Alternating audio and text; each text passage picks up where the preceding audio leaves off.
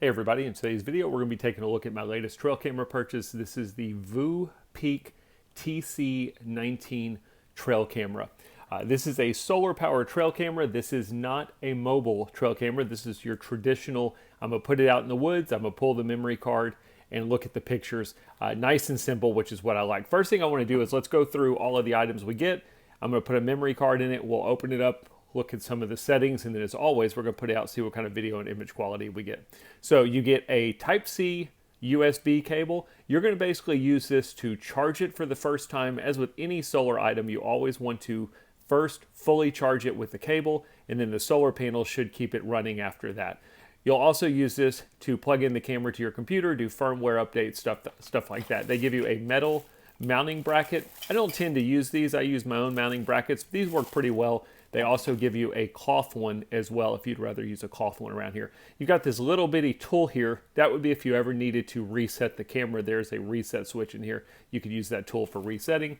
And then of course you get your instruction manual. These are really simple to use, so we won't be using the instruction manual too much. I'm going to walk you through all the settings. I want to give you a quick look at the camera itself. This is a 32 megapixel camera, again with a built-in solar screen, should keep it running. I am not going to be putting AA batteries in it. The reason I buy these solar ones is so it saves money on batteries. You've got 28 infrared LED lights on this, IP66 waterproof, and a 0.1 second trigger speed. So if you did want to put AA batteries in, you have a battery compartment up there.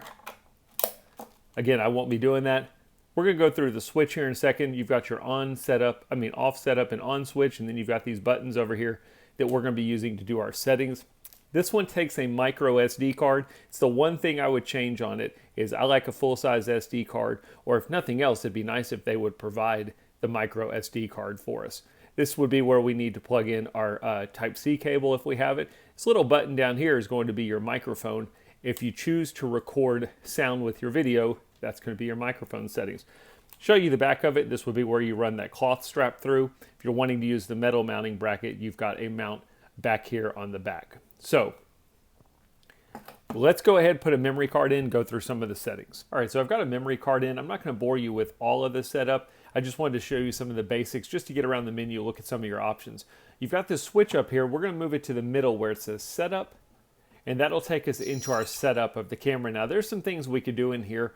For example, we could take a manual picture, review our pictures. I don't have anything stored. All I'm going to do is I'm going to press this top button, which is our menu button. I did want to mention something about the megapixel. Hopefully you're going to be able to see this okay. According to the specs, it's a 32 megapixel camera. When you go in, though, it actually goes to 48 megapixels. So I'm assuming it's just an error on their website. This first section is kind of a quick settings option. It dumps you in on what your current settings in. I'm on camera mode. I can just quickly go in, press OK, adjust my megapixel. That's where I've shown you 5 megapixel is the minimum, 48 is the max. I'm simply going to press OK, and then I can adjust the sequence. Basically, whenever it gets triggered, how many shots does it take? 1, 2, or 3. Those are like your quick capture settings. But if I go to the very top and I just hit the right button, it takes me into all of the settings on the camera. So the very first one is our mode. Do we want it to take a picture, video, or a picture and a video whenever it gets triggered? I set it to both. I'm trying to give you examples of videos and images as well.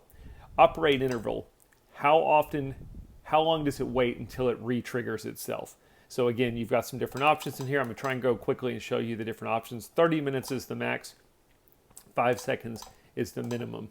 Set it to 30 seconds. All I'm doing is using really the up, down button, occasionally the left and right, and pressing OK to go through. Time lapse would be if we wanted the camera to only be operational during certain times of day. Maybe you only want to take night pictures.